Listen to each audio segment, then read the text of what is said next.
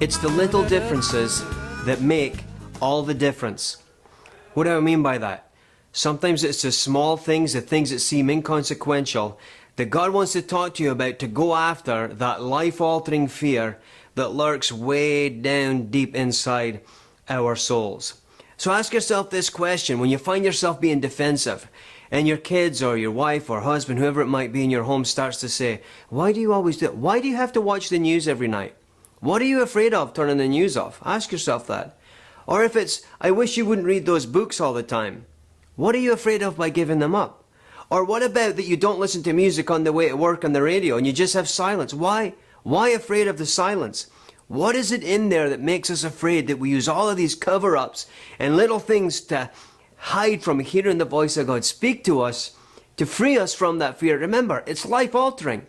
It alters the destiny that you have because you're believing for something when you let fear rule you. We all have done it. God wants that faith, confidence in His destiny for us is what we're going to have in our hearts. He wants to transform that fear into that faith with His love and with His presence by speaking to us. And many times it's the small things, the little things that He speaks about that make all the difference. Why do we get so animated about protecting my right to watch the football every night?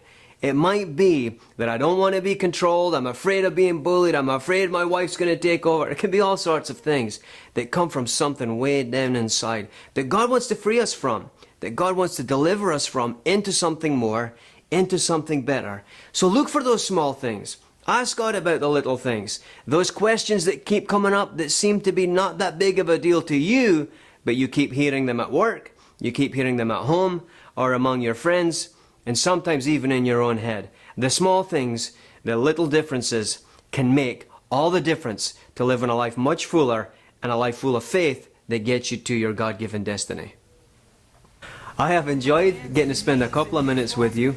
If you'd like to know more information about the Liberty Project, you can find out at thelibertyproject.tv.